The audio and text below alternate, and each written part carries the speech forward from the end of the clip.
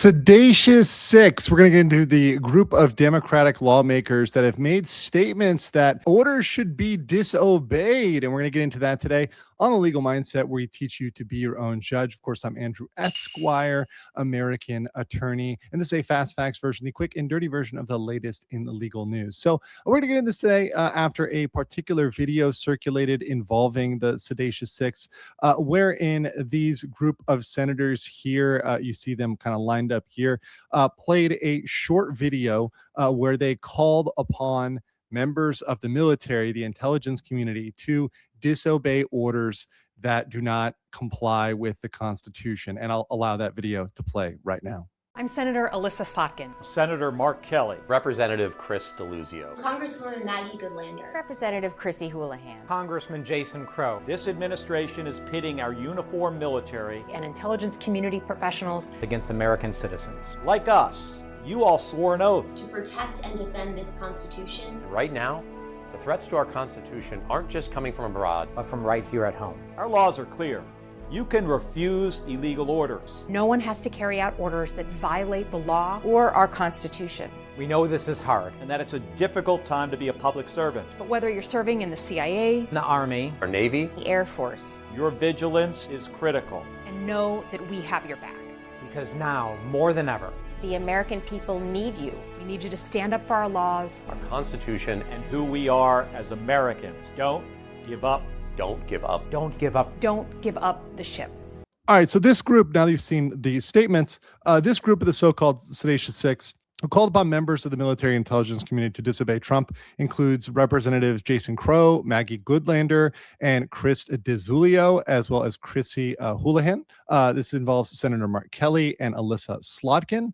They remarked as follows. These are the things I'm really focusing on. This administration, and to paraphrase, is a threat to our nation. So implying that the Trump administration is a threat to our nation. Okay, they're allowed to make that statement, but here's the one that really is questionable. No one has to carry out orders that violate our Constitution. So the issue with this statement is it really sounds like they're asking members of the military, members of the intelligence community to stop what they're doing and not comply, and that's totally okay. And that's the instruction that they're giving to them. And they're doing it from a position of authority. They're trying to say, we were in the military, we were in the CIA, we were in the, whatever else, and we're telling you to stop working.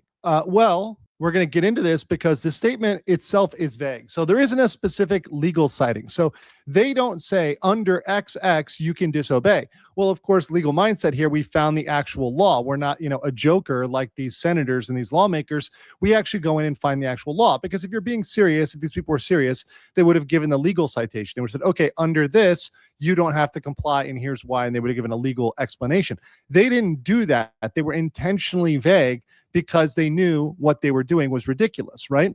And the only reasonable basis for this is under Article 92 of the Uniform Code of Military Justice, the UMCJ. So this is the only thing that could possibly line up and allow them to not fulfill their duties, right? So let's go over here to Article 92. So obeying orders under Article 92 is the default, right? So you start under the presumption that you are following orders. Everybody who's been in the military knows you follow orders. It's like military. I'm not even in the military. I know that. You don't need to be in the military. Just a normal citizen knows people in the military follow orders. You can't have a military with a bunch of people disobeying orders all the time, right?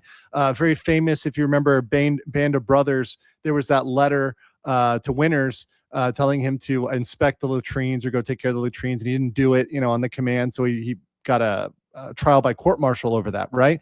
That's how big it is, right? If people that really strictly are by the book, the Sobel types that are by the book, they want you to comply with every single thing. And sometimes there are cases in which you don't comply for whatever reason, right? Maybe there's a really good reason. Then you have a court martial under that system, and you adjudicate that way. That's the UCMJ. That's its own system for the military, right? Which operates separately from our civilian system. But here's the actual language. Let's go through this. Under inference of lawfulness, this is the exact language. An order requiring the performance of a military duty or act may be inferred to be lawful, and it is disobeyed at the peril of the subordinate. Let's stop there. What that means is the inference. That means the presumption. That means you are disobeying an order at your peril. You need to obey. And then it lines up the only very limited situation in which you can disobey. Let's read that. This inference does not apply to a patently illegal order. What does that mean? Such as one that directs the commission of a crime. So it has to be, and this is the key, obviously and clearly unlawful on its face, such that a reasonable service member would immediately recognize it as illegal without needing legal expertise. So this is the key here. Something that is obviously illegal. I think I gave this response on X somewhere where I said, okay, if the military said, okay, we don't have any cause, we don't have any like warrant, we don't have anything else, but just let's go around and start looting people's houses for fun. Let's go steal their Christmas presents. If the American government was directed to steal people's Christmas presents, right? They're like, we hate Santa. We're going in to get Christmas. We're going for Christmas, right? We don't like Jesus. We don't like Santa. Let's get in there. That is obviously illegal and they can disobey that, right? So at that point, the military could say, yeah, we're not stealing people's Christmas presents, bro. That's not happening, right? Or if they were said, hey, yeah, we're just going to murder these American citizens. That's not okay either, right? So yeah, that's a patently illegal order and they would be justified to stand down. But at this point, has the Trump administration given any order that is of that caliber? I don't think so. Now, what they're doing is they're trying to make niche legal arguments and saying, well, because we have a niche legal argument, the military has to stand down. That's not how it works, bro. And if you actually look on the opposite side of it during COVID, the Democrats were issuing plenty of things that were unconstitutional, even on their face to people who had a de minimis, a minimal amount of legal knowledge. Even people with a minimum amount of legal knowledge would be able to find out that these things are indeed unconstitutional, right? We talked about the mask mandate, et cetera, things that most people had a feeling like that's not right, that's not constitutional, right? And people were being ordered to enforce that, et cetera. The military was ordered to enforce that. There's certain arguments there that were much stronger than whatever the hell argument they're making up right now, because they really don't have an argument. But here's the thing. Okay, so these people said this, they made these comments. And they have really, no basis. I mean, saying, okay, you don't have to carry out orders about the Constitution that well, interpreting the Constitution is really something a lawyer does. It's not something the common person does. Unless it's something that clearly violates the Constitution, then maybe a reasonable person might know that. But most people would need a lawyer, a legal expertise, which is the standard under Article 92. So really the military has no reason to stand down at all, unless it's something, once again, a commission of an actual crime. So are they guilty of sedition? So Trump and the right, many people on the right, not everybody, right? Once again, it's a very diverse place on the right because there's a lot of different voices, but some people say that this is sedition. So let's look at this and say, is this sedition?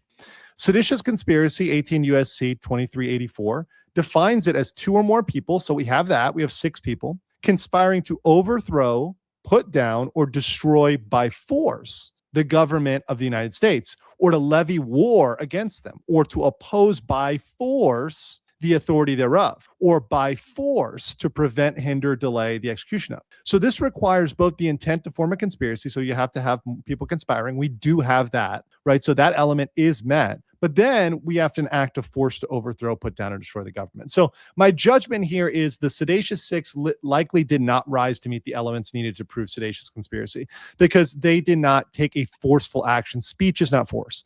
And in America, we have freedom of speech. You're allowed to say stupid things. And honestly, to me, their statement was an incomplete and unnecessary statement of the law, which falsely implies that Trump has given improper order. So once again, it's fairly obvious if the military was ordered to loot American homes for fun, it would be illegal, right? It's sort of like what the Seditious Six did was saying water is wet, the sky is blue, right? It's like, okay, these things are obvious here, guys. So we all know, yes, you can't do illegal things. Nice, congratulations. Do you feel better for saying that, right? You're kind of idiots, right? Are they guilty of seditious conspiracy? No.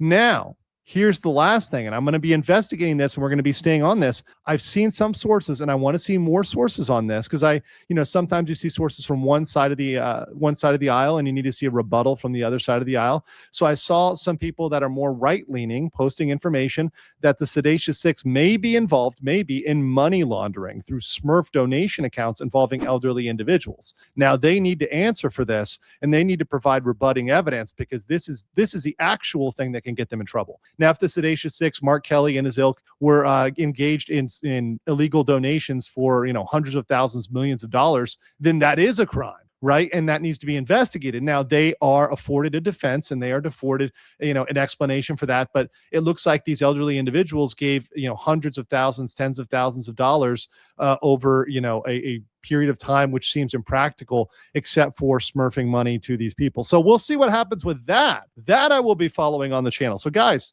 let me know what you think. What's your judgment? Once again, be your own judge. What's your judgment on the Seditious Six? What do you think of the scandal? And I will catch you on the next one.